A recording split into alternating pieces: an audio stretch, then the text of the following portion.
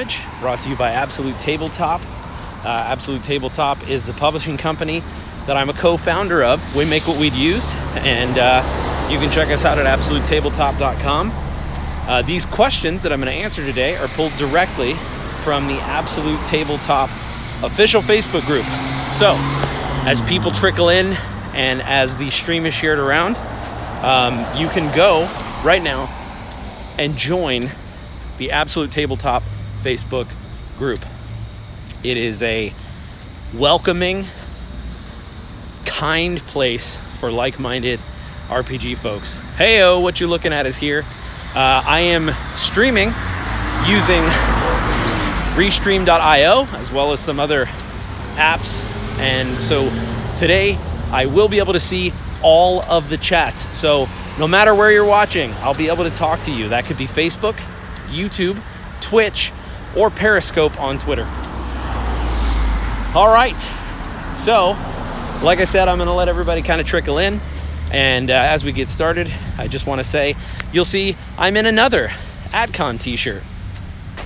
AtCon is our annual convention. We have it every year. It's been in the summer, and this year we are going to be having it in Tacoma like we have the last 2 years, and we should have some ticket information about that, I think, like this weekend, if it's not already up. So you'll be able to purchase your tickets and get a lot more information about that, but we would love to have you out in Tacoma, Washington. So let's jump right in. Hey, what's going on? Chris Johnson is here. What you're looking at says chat looks slick. Thank you very much. Hey, Michael Barker is here via Facebook. So yeah, I am very excited about AtCon this year. The reason why I love AtCon is because for me, it's more of a premium convention at a good price. And what do I mean by premium? Well, it's not just at a convention hall. Because of its unique size and because of the style, we have the luxury of being able to have it at 3 very unique venues. And so it's just got a lot of personality to it, at least for me. And so it was really cool to connect with people. It's like an adventure. Every day it's something different. And so if you don't know what AtCon is, I highly recommend you looking into it, and we would love to see you this summer. All right, let's see here. Good day. Bill Davis is here. Chris Johnson says, AtCon is lots of fun. Come join us. Oh, let's see here. Luke Clinton Gallagher. Hey, Tim, watching during nap time at daycare. That's awesome. But as soon as your teacher finds out you're supposed to be taking a nap, I think she's going to cut you off. Hey-o! So I've got a few questions here from the Absolute Tabletop Facebook group. Actually, I have 2 questions, and then after the questions, I also have some comments of my own on a book that we're working on. So the first question is actually from John Getz. And John basically posits, he's like, hey, here's what I'm going to do. I'm coming up with this game where he's going to run a campaign where the players are going to like this twisted version of Disney. And what they do is they are going to fight basically a twisted version of Walt at the end, and he's a lich. And so he was basically looking for ideas like, hey, what other stuff can I include? Now, I think James and I have a very unique perspective on this because our dad has worked at Disney for, I don't know, going on like 20 years now. So we've been to the park, I mean, it's not an exaggeration to say like innumerable times. That's actually a gross exaggeration. About 15 times throughout our childhood and our lifetime. But what I'm going to do is draw from those experiences and say there's 2 things that I would include. One, the rides. I think you should have warped versions of the rides themselves that are basically one-room encounters where people can go, the players can go in there and, if it's a campaign, I would make the different ride stuff they have to work through to get to Walt at the castle at the end. If it's just a session, I would lay out a few ideas and then see which ones they gravitated towards. But the rides would be these sort of creeped, sketched out versions of them, like twisted roller coasters and different things. And then the second thing I would say is next to each ride or around, there's a random encounter chance that you'll run into basically one of the characters. So Warped Mickey, Warped Goofy, Pluto Donald, and I would really lean on like a Five Nights at Freddy's sort of thing where they're in these costumes. But those are the two things I would do if I was going to run it. Something else, it's pretty readily available. You can get a Disney map from online. So I would also just grab a Disney map, a real one, of what, you know, the Magic Kingdom, and just look at it for clues and ideas, and even give that to the players and say, this is what the park used to be. So this map is from a long time ago. It might not be accurate, and then kind of go from there. Hey, Chris Johnson says, Luke Clinton Gallagher, when can we expect AtCon Canada? I don't know, maybe put it in line after AtCon Florida? Hey-o. Tacoma tends to be a great spot. We may, in the future, sometime, we may do AtCons in other places. That just works out so perfectly for a lot of reasons. Chris Johnson says, I'm going to switch to YouTube. Awesome. Michael Barks says, lots of Canadians attend in Tacoma. It's true. Good morning. Chris Johnson says, better format, but the chat is on your face, Tim. So here's the thing. I'm going to try flipping it because, okay, is the chat on my face now? Because it's mirrored for me.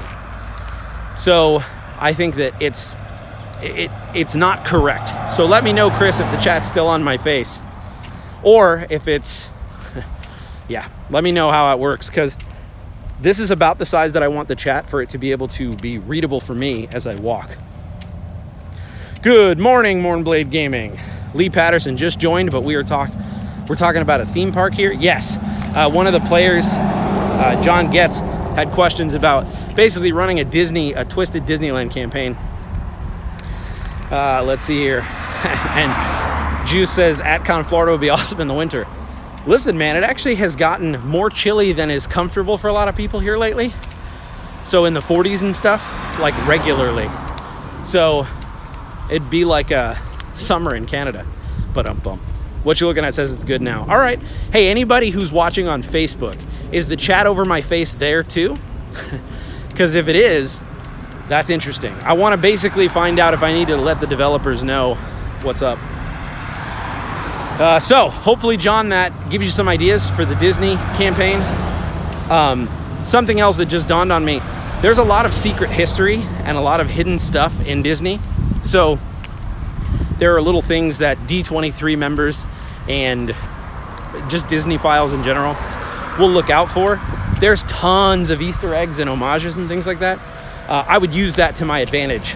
Maybe that would be who I would put in the park as sort of allies and NPCs, would be this sort of remnant of people that are living in the park, sort of like Newt in Aliens, where they use the Easter eggs hidden around the park to communicate, and they basically you can find them and make allies of them, and they're trying to rise up and stop Walt as well.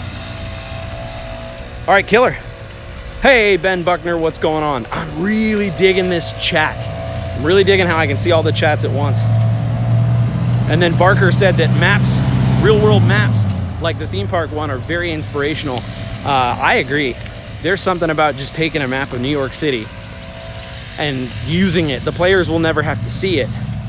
But if you even take a map of New York City from 1920, a lot of them were hand drawn. The players don't have to know it's New York City. They'll be excited about it, and you'll be inspired. All right, next question comes from Robert Griffin. Let's see here. Robert Griffin says, hey, I'm doing my first evil campaign, and I'm looking for advice. He then explains the character he's making. Might get a little loud here, but they're doing some yard work. He then explains the character that he's making is a paladin, who is a Goliath conquest paladin, who essentially slew his entire village to seek power. Some people are asking questions about what programs I'm using. I think what I'll do is probably do a stream or a video specifically about that because it's kind of involved and it's a little complicated, but I was able to figure it out with some tech support and devoted time. Let's see here. It's hard to see in the sun here. Oh, Ben Buckner says, you gotta have a Yanti lizard people if you do Disney. Why is that? I'm missing it out. If you do Disney, why lizard people?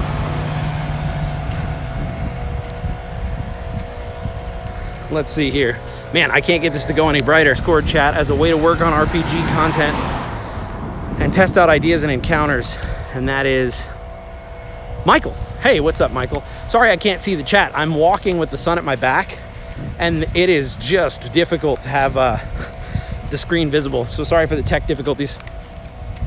A bi-weekly Discord would be phenomenal. And I feel like a great use of the Discord is just hopping in and working on things collaboratively. Last night, Barker hosted a roll table writing party. It was like roll table and chill. And we all hopped in there. I mean, there had to be 12, 15 people. We jumped in and we just started brainstorming. We all used a Google Doc so everyone had access. And we just started filling out roll tables. And it was a ton of fun. I think at least, we'll say this, no less than 2 hilarious inside jokes came from it. There was one that was so interesting that I have to just share it really quickly. I made the analogy about making lasagna into pizza. Absolutely off the cuff.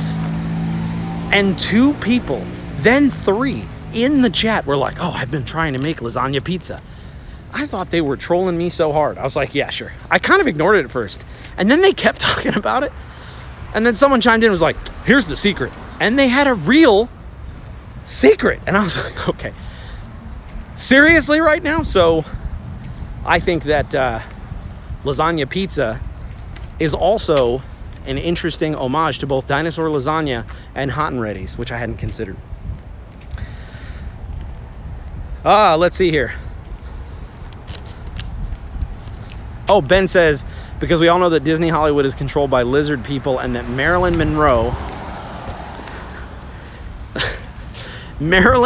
was the one who knew they infiltrated the White House. That's hilarious. I see. See, I didn't realize that was such a popular theory. But Yanti would be hilarious to have a bunch of people who walked around appearing as normal people, but then a sort of like V. It's just called V, where the aliens, basically when you crack their skin, they're lizard people under it. But yeah, so if you're still around, Robert, I wanted to give you some advice about evil campaigns, and the advice might be different than exactly what you were looking for. The first piece of advice is please have a session 0 with your group, and make sure that everyone is on the exact same page, letter, and sentence of what an evil campaign means. More than almost any other type of campaign, I have seen evil campaigns become the source of fights and frustration because people's ideas of what an evil campaign were very different. So that would be my first thing, is just, even if you can't have a session 0, just maybe have a conversation with everybody and say, hey, before we get started, and just make sure you're at least in the ballpark, because the first time that things go south, the first time that people begin to say there's danger and 2 people leave the other 2, it can be really frustrating. Because no matter what RPG system you're playing, the math is almost always based on a certain number of people. And so if you take 2 people out of the equation because they're like, I'm a bad guy, I'd run away, it can tick people off. And I've seen friendships destroyed over it. So that would be my first piece of advice. My second piece of advice is, don't forget that in an evil campaign, I like that you're after power. I think that I've seen it in some people, quote unquote, evil means all the time I'm going to do stupid stuff that's awful. And I don't think that that's necessarily evil. So if it was me and I had to figure out what I was going to do, I would say, hey, here's my one deal. I don't want to play with any chaotic evil characters. Because unless that's what you're in for, unless you're trying to strap into that dune buggy and hit the dunes, is a bumpy ride. Let me try to get in here. Let me try to get in the chat here. My home group is currently playing in a neutral or evil campaign, and we're all basically pirates. So not just killing everyone, but not afraid to kill. It's been good so far. And that is what you're looking at. That's awesome. So yeah, that would be my advice. My advice is going in. The other thing is, it's funny, when you play a kind of standard campaign where everyone's neutral to good, people don't have the general mindset of, how can I be more good?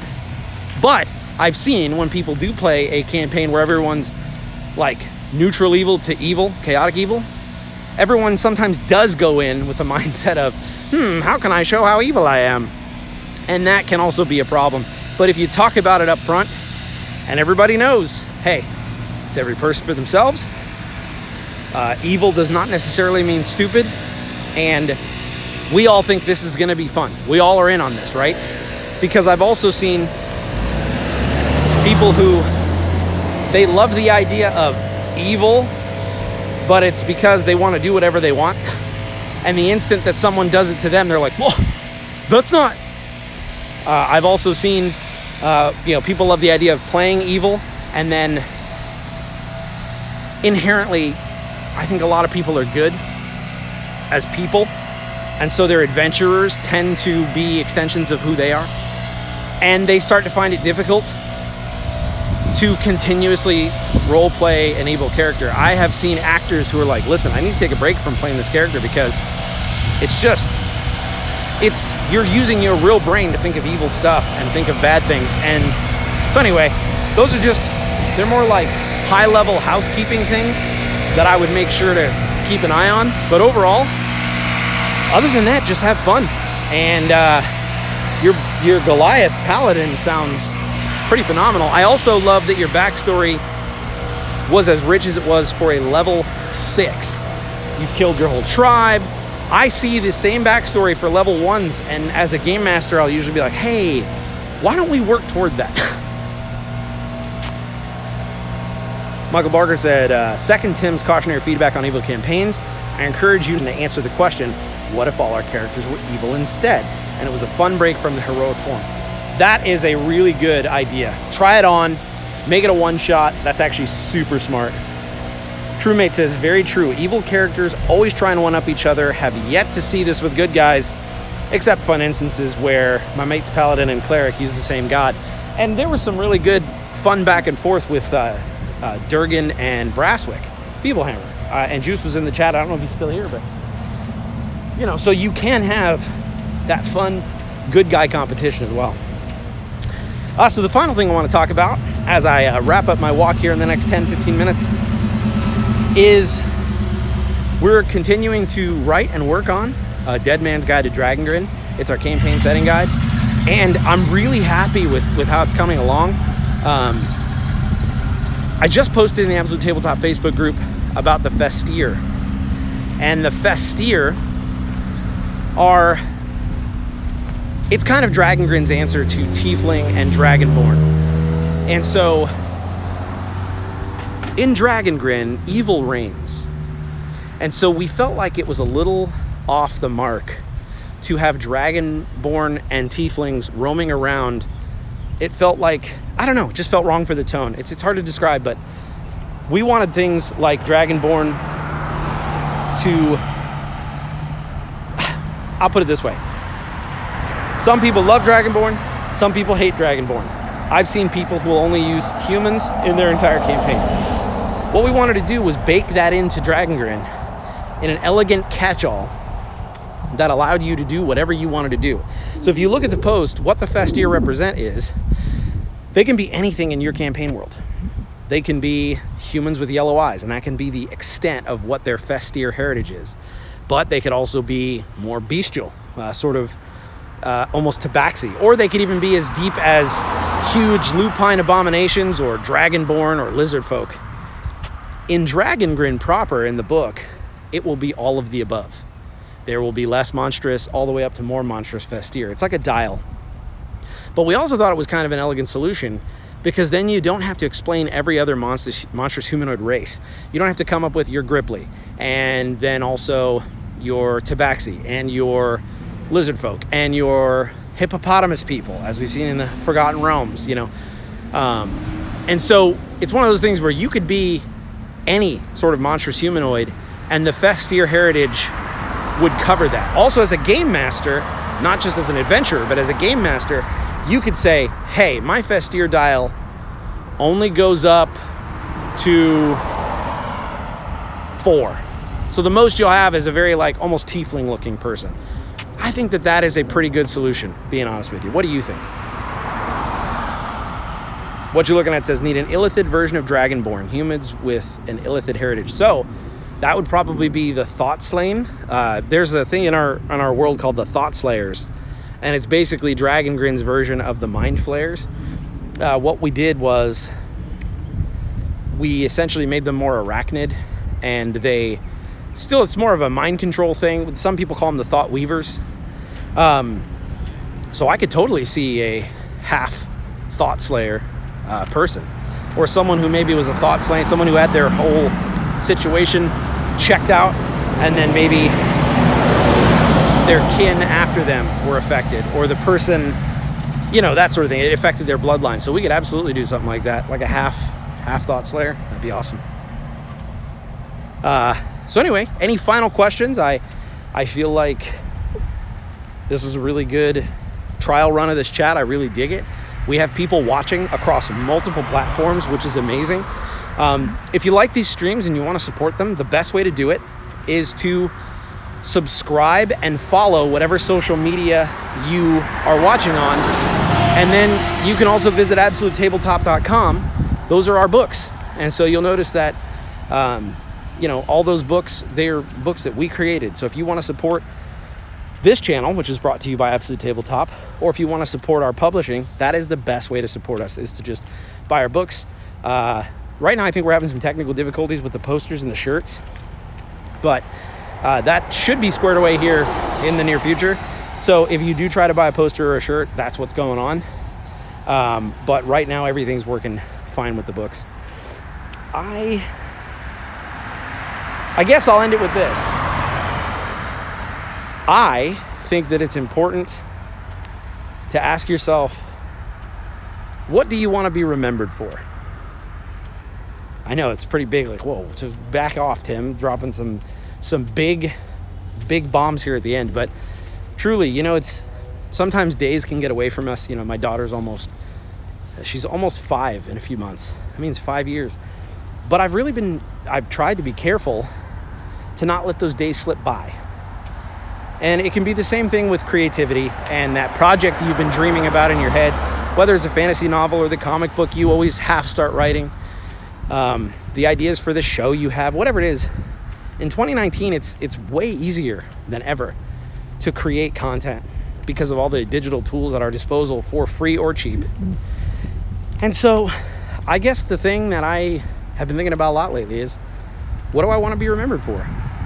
And the truth is, it's not just one thing, but one of the things are the books that I write. That is going to be here long after I'm gone. And that's something that struck me. The same thing with these streams. I want to be remembered for these streams, for talking to people like you, and for, you know, these are things that will be around, again, longer than I will be. And so whether that's my daughter watching what her dad did, or whether that's people who are maybe not as accepted, trying to figure out how to learn to play D&D, or looking for a place where they are accepted. So just, you know, it's pretty deep, and it's not a question you can usually answer in one go. But just ask yourself that this coming week, you know, what do you want to be remembered for? And once you figure that out, what are you doing to make it happen? Because a lot of times there are things we want to be remembered for, but the only place they live is in our head. And that's really unfortunate, because there are so many awesome things. I want to see the movie that you're going to write. And if you never write it, I won't get to see it. I want to read the RPG book. I want to hear the song that lives only in you, you know? And so anyway, that's the sort of philosophical thought of the day. What do you want to be remembered for? Let's see here. Chris Johnson says, hey, just curious, what's going on with the 5-minute RPG? It's definitely in progress. We have been working full-time on a Dead Man's Guide to Dragongrin. So I think one of the coolest things that is also one of the biggest challenges is that we work as a 4-man and then sort of distributed smaller outer team. So I think total there's 4 official people in AbTab, but if you don't count the entire group, which is 6,000 strong, the people we work with on a day-to-day basis, there's probably another 8 to 10. And we're just a focused small group. So we really have to laser in on something or else it won't get the attention it needs. So we have a term we call ginger between sushi. And so anytime we have a break in something, we'll hop onto something else to refresh our palate. So as far as the 5-minute RPG, you should be seeing something about that hopefully by early next year. And that's me not doing the normal Tim being like, well, probably by the end of this year. But just thinking realistically, you might see a playtest in the fall. You might see something like that. But as far as anything formal or a Kickstarter or anything like that, it's probably going to be next year. But thank you for asking. And it's something that we're really excited about. And we think we have something special with that, as well as some of the smaller RPGs that Matt Click's been writing. We have some other cool stuff coming out. We have an adventure kit that we've been working on. Just a lot of stuff. And I wish there were more hours in the day, but until the day comes where we're doing it full time, those projects that take all of our time, unfortunately, span 6 months, and it's like that. So thank you for asking. Hey, Carol, what's going on? Well, anyway, I think it's time for a toast. I don't usually bring anything to drink on these walks, but just ask yourself, what do you want to be remembered for? And no matter what it is, may you mend the first break. May you kill the first snake. And may you conquer everything you undertake. We'll see you in the Absolute Tabletop Facebook group. Sláinte.